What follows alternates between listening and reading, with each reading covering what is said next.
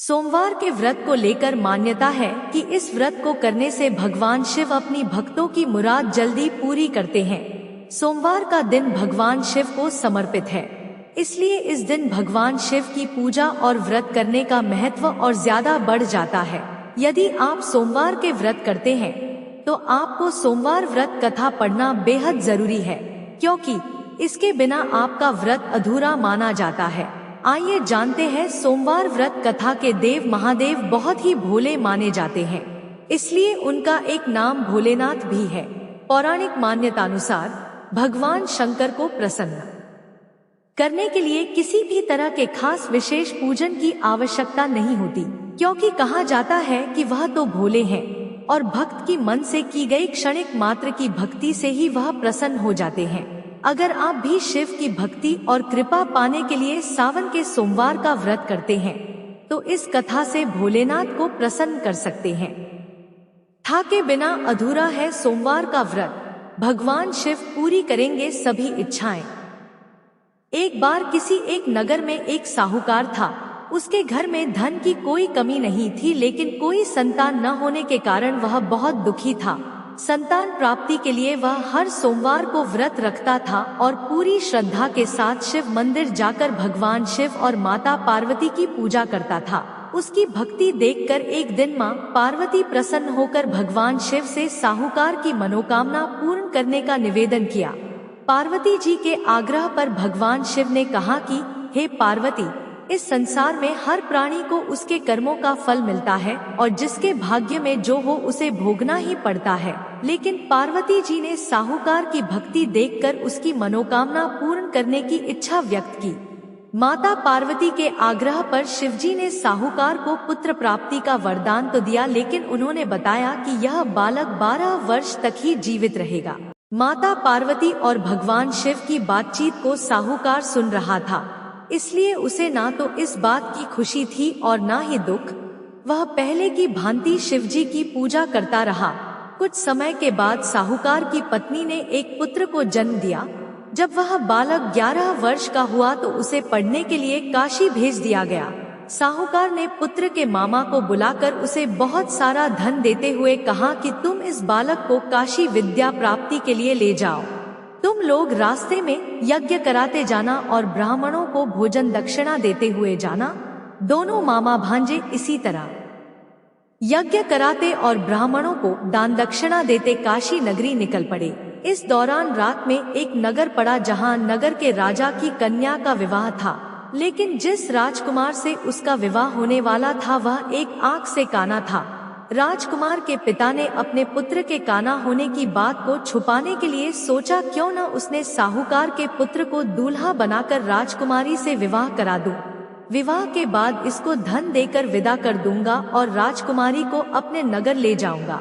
लड़के को दूल्हे के वस्त्र पहनाकर राजकुमारी से विवाह करा दिया गया। साहूकार के पुत्र के निकले प्राण। साहूकार के पुत्र के निकले प्राण। साहूकार का पुत्र ईमानदार था। उसे यह बात सही नहीं लगी, इसलिए उसने अवसर पाकर राजकुमारी के दुपट्टे पर लिखा कि तुम्हारा विवाह तो मेरे साथ हुआ है, लेकिन जिस राजकुमार के संग तुम्हें भेजा जाएगा वह एक आंख से काना है। मैं तो काशी पढ़ने जा रहा हूँ। जब राजकुमारी ने चुन्नी पर लिखी बातें पढ़ी तो उसने अपने माता पिता को यह बात बताई। राजा ने अपनी पुत्री को विदा नहीं किया, फिर बारात वापस चली गई। दूसरी ओर साहूकार का लड़का और उसका मामा काशी पहुँचे और वहां जाकर उन्होंने यज्ञ किया। जिस दिन लड़का 12 साल का हुआ उस दिन भी यज्ञ का आयोजन था। लड़के ने अपने मामा से कहा कि मेरी तबीयत कुछ ठीक नहीं है। मामा ने कहा कि तुम अंदर जाकर आराम कर लो। शिवजी के वरदानुसार कुछ ही देर में उस बालक के प्राण निकल गए। मृत भांजे को देख उसके मामा ने विलाप करना शुरू किया। संयोगवश उसी समय शिवजी और माता पार्वती उधर से जा रहे थे। पार्वती माता ने भोलेनाथ से कहा, स्वामी, मुझे इसके रोने के स्वर सहन नहीं हो रहा। आप इस व्यक्ति के कष्ट को अवश्य दूर करें। यहाँ हर 6 महीने पर होती है। जब शिवजी मृत बालक के समीप गए तो वह बोले कि यह उसी साहूकार का पुत्र है जिसे मैंने 12 वर्ष की आयु का वरदान दिया था। अब इसकी आयु पूरी हो चुकी है, लेकिन मातृभाव से विभोर माता पार्वती ने कहा कि हे महादेव, आप इस बालक को और आयु देने की कृपा करें, अन्यथा इसके वियोग में इसके माता पिता भी तड़पत कर मर जाएंगे। माता पार्वती के पुण्य आग्रह पर भगवान शिव ने उस लड़के को जीवित होने का वरदान दिया। शिवजी की कृपा से वह लड़का जीवित हो गया। शिक्षा पूरी करके लड़का मामा के साथ अपने नगर की ओर वापस चल दिया। दोनों चलते हुए उसी नगर में पहुँचे जहाँ उसका विवाह हुआ था। उस नगर में भी उन्होंने यज्ञ का आयोजन किया। उस लड़के के ससुर ने उसे पहचान लिया और महल में ले जाकर उसकी खातिरदारी की और अपनी पुत्री को विदा किया।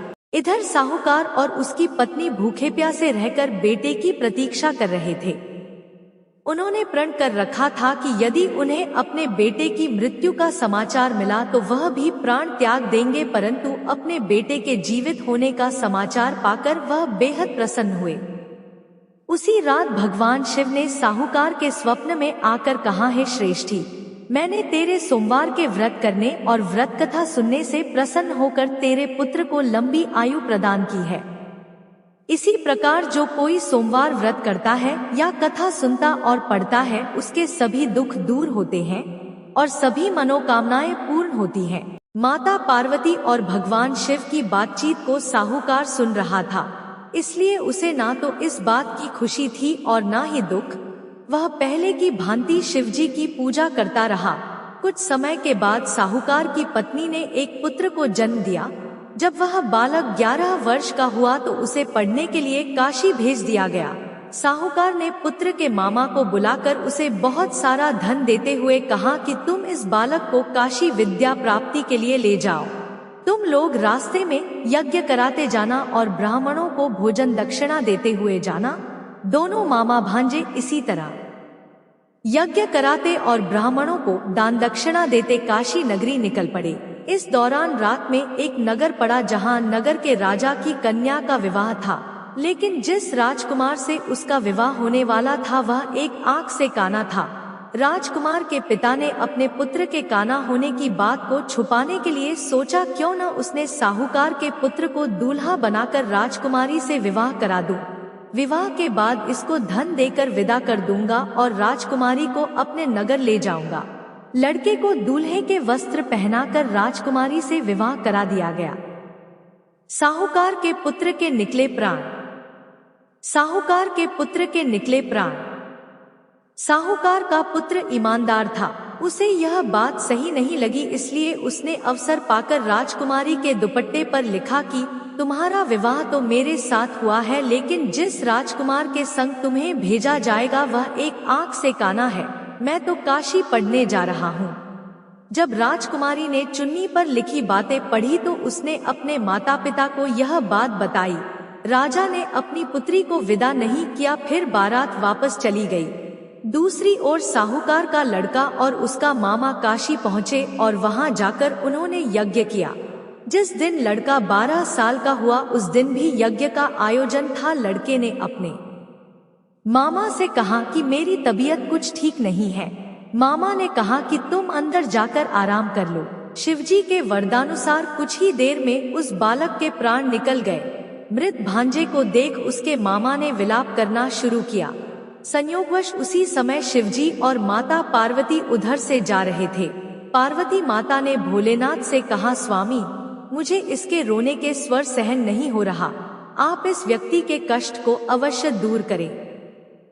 यहाँ हर 6 महीने पर होती है। जब शिवजी मृत बालक के समीप गए तो वह बोले कि यह उसी साहूकार का पुत्र है जिसे मैंने 12 वर्ष की आयु का वरदान दिया था।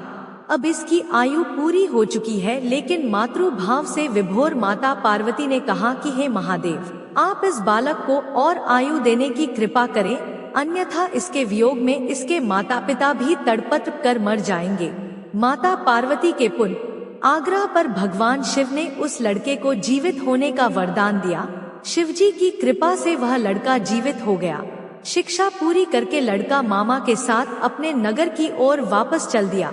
दोनों चलते हुए उसी नगर में पहुँचे जहाँ उसका विवाह हुआ था। उस नगर में भी उन्होंने यज्ञ का आयोजन किया। उस लड़के के ससुर ने उसे पहचान लिया और महल में ले जाकर उसकी खातिरदारी की और अपनी पुत्री को विदा किया। वीडियो अच्छी लगी तो चैनल को लाइक करें, सब्सक्राइब करें। धन्यवाद। फिर मिलते हैं एक नए वीडियो में, तब तक के लिए थैंक्स फॉर वॉचिंग। जय हिंद, जय भारत।